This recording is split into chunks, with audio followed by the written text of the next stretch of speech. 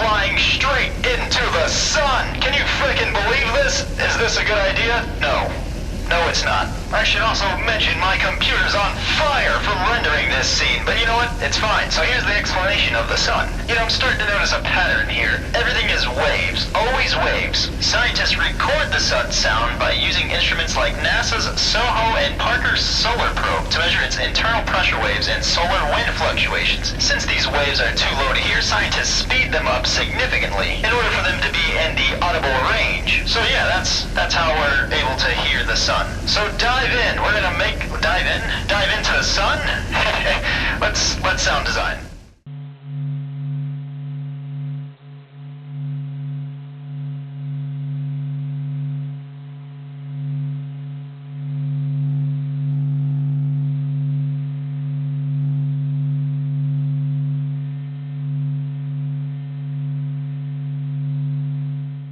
Okay, so we have the original recording of the sun here.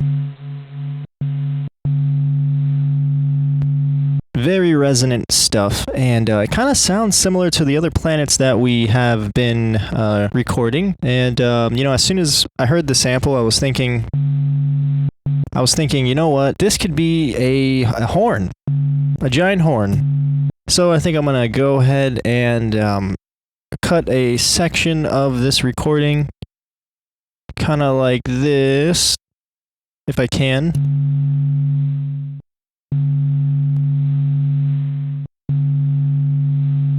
And let's go ahead and create a rack for this thing. I think it'd be really cool. So I was kind of messing with this earlier as well to kind of get an idea of what I wanted to do, but I think I'm going to go ahead and just group this saturator and get wonky with it. Get wonka with it. Get wonky with it. I'm going to get wonkalicious with this saturator. You know, I could either, nope, you know what? No, I'm getting sidetracked. So yeah, we're going to go ahead and mess with this thing, saturator. I'm going to map this to macro 1. And I'm only going to have one knob here. Yeah, we're going to go ahead and just turn this thing into a giant bram. So when I turn the drive up, okay, yeah, I want it to be at 36. Actually, no, that's all I want it to do. I'm going to go ahead and lower this down real quick because it might get a little loud. Oh yeah, okay, so that's already step 1 of what we're going to do. But I want to put a shifter on this and pitch it down by quite a bit.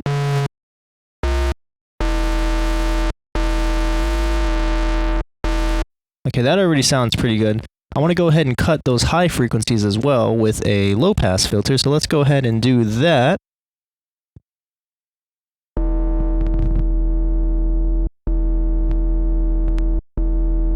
Alrighty, that sounds pretty cool too. And then I want to add another saturator to bring out the harmonics of the lower frequencies that we have going on here. So let's grab another saturator. Saturator? Okay, no, so it's under distortion. Kind of funny because, I mean, this is literally called saturation and this is a saturator. I don't know why it's in I mean, well, it does the same thing, but I would think it'd be under saturation. That's all right. We're going to go ahead and turn up the drive. Oh yeah, there we go. Let me go ahead and automate this drive as well. I'm going to go ahead and do something like this. We're going to just... Oh, dude, yes. Alright, so we got our saturator, and we got our EQ8. We're automating our drive. We have a shifter shifting the frequencies down so we can get some lower frequencies out of this sample. Then we use saturation to bring out some more harmonics of the bass frequencies.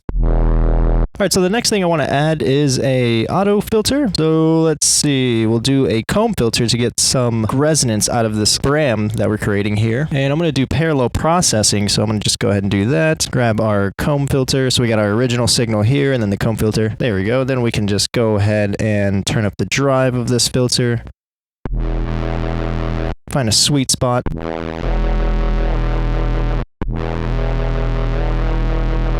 That sounds dope.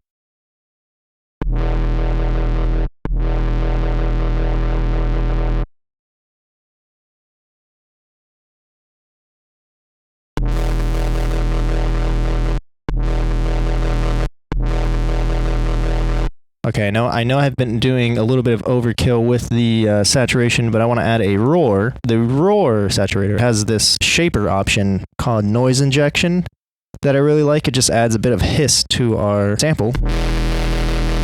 Well, that's a lot. Okay. Yeah, let's go ahead and just find a sweet spot. I like that. Okay, now I'm just going to add a bit of low end to this with a snap heap.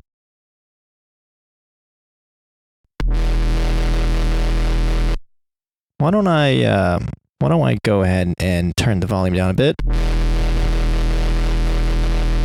Because it's already kind of loud.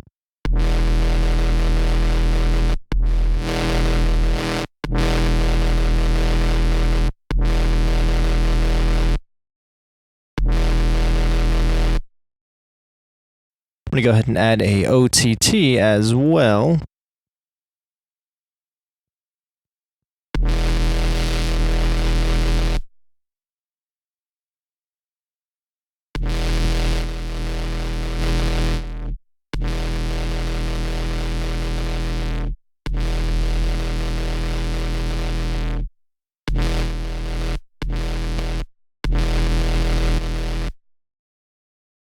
Okay, that sounds pretty sweet.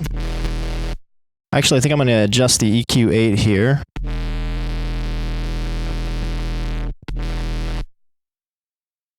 Alrighty, and then I'm going to grab a clipper. Okay, so our processing here is just turning down the volume, and then I added a 3-band EQ in the snap heap to turn up some more of the bass. Then I turned down the volume again and put the signal through an OTT, and I added a clipper, which is not doing anything because the volume is not reaching this threshold here, so this doesn't even matter, to be honest. Actually, no, let's go ahead and add that clipper back in and then increase the end gain, and hopefully maybe it'll reach this threshold here. Then it'll start clipping. Okay, that sounds actually kind of sweet. I like that. And I think the last thing I might do here is add another EQ8 to do a bit of shaping. Wait, hold on. Wait a minute. I don't need to add an EQ8. I got Snap Heap. Dude, I love Snap Heap. I'm going to go ahead and do this. Actually, do the shaping inside of the slice EQ.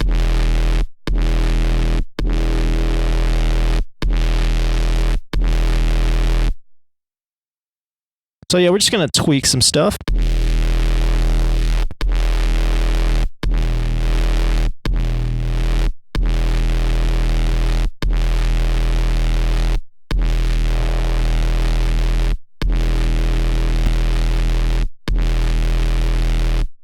Oh yeah, dude, that's perfect. I'm gonna throw that in here actually. And then our final piece to this puzzle here is a reverb. Go ahead and do or group it, and I'm gonna do parallel processing with this as well. Turn the dry wet to 100%,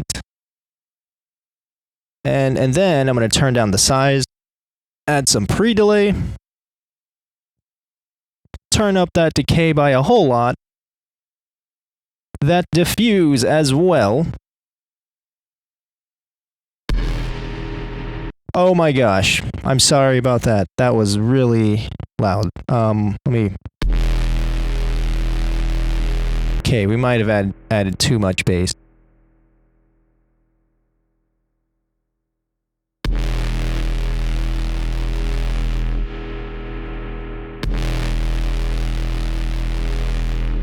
Yeah, we definitely might have added way too much bass. Let's go ahead and...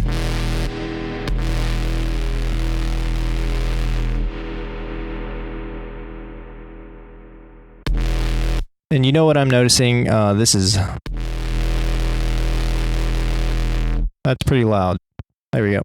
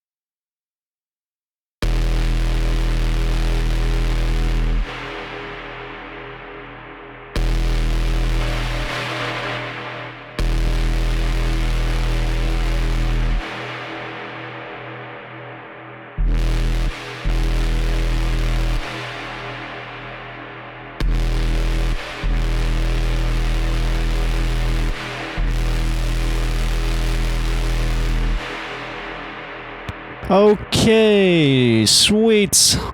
Swiggity. I'm gonna go ahead and throw a limiter on this thing and maybe just call it a day. And, yeah, why not? Maybe add a compressor as well.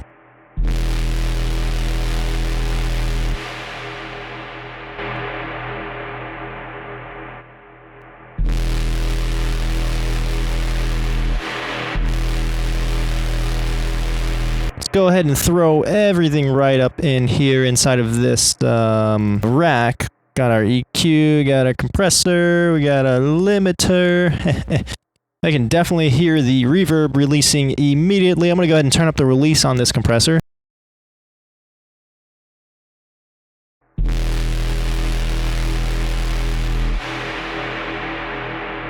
There we go, so now the reverb isn't releasing as fast on the sample, and it doesn't sound kind of pumpy, like a sort of pump effect. I'm not gonna lie, I kind of want to add another clipper on this.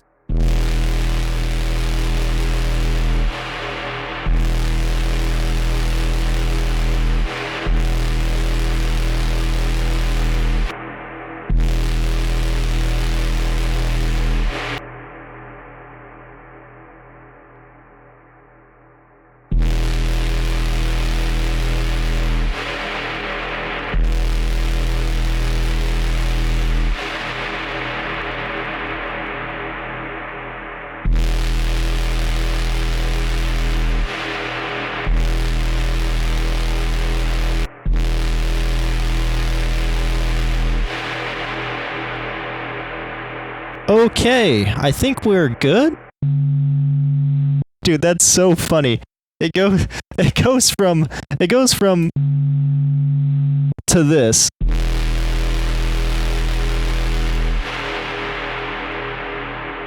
Alright, yeah, this rack will be available in the project file for you guys, for all the Patreon subscribers if you want to go ahead and download that. But yeah, that's how we have transformed the sun into a giant laser. Why am I just yelling? I ate too much candy, dude. So yeah, just for the timestamp, this is the original recording of the sun.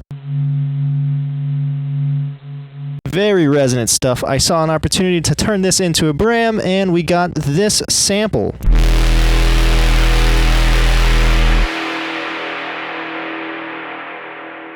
And that is the end of our series. I want to thank you guys for watching. I appreciate every single one of you guys, and I'm just so happy with the progress that we have made. This is the first series of many of the year, and yeah, again, I just appreciate all you guys. Man, I love you guys. I am excited for this year. I think we're gonna make some cool stuff. But I hope you guys have enjoyed this series, and also this project file will be available with all the samples, all the racks, the presets, the sample pack, the Ableton project file. It'll be available to download for the Patreon subscribers, so if you want to go ahead and check that out, you can. I think I might also include another loop that I made that I was originally going to include for the intro of each video, but I decided it didn't match really well. It's got like a Serum 2 lead and some other stuff going on, so I think I might include that as well, so it'll be 2 Ableton project files. But yeah, I really appreciate you guys. I hope you have enjoyed the series, and I will see you soon. Adios.